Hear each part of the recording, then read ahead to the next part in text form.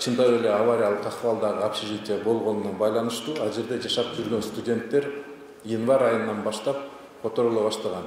Анткени январь айында ошол эле учурда Госэкотехинспекциянын бизге чечими чыккан. Студенттерди расселениясы бүтө элек кезде мына жакында эле ошо Нооруздан кийин чоң жамгыр болгондо дагы бир шитоолус өрттөнгөнүнө байланыштуу мен өзүмө жоопкерчилик алып туруп ошол жердеги жашоочуларды толук жанакы азыр светин өчүрүп андан кийин изилдеп туруп ремонт жасасак болобу же кандай авариялык акыбалда болгондо өрт чыкмак. Бул здание аварийный. Ал жерде чыгыш керек деп мына декандарды ээрчитип алып туруп бир сыйра обход жасап алар менен сүйлөшсөк, жок биз өкмөткө барабыз, жогорку кеңештин астына барабыз, ультиматум коебуз, биз каяка чыгабыз деп. Өрттөнсө бул здание каяка бармак эле. Биз студенттердин астында өзүбүздүн жоопкерчилигибизди аткардык. Аларды башка общежитияларга киргизип бүттүк мына бүгүнкү күндө.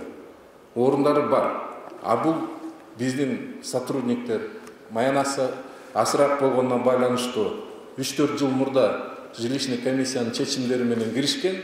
Негизи ошол убакта мөөнөтү өткөнүнө байланыштуу өздөрүнүн шарттарын оңдоп, бир аз башкача жерден жайгашканга мүмкүнчүлүктөрү түзүлүш керек болчу.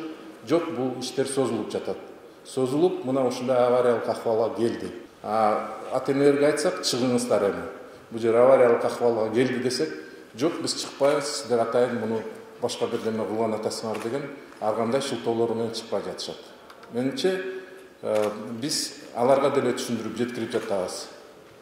Бирок авариялык акыбал оңдолмоюнча ал жерде свет, электр жарык берүү мүмкүнчүлүгү жок, ачык айтып коюш керек.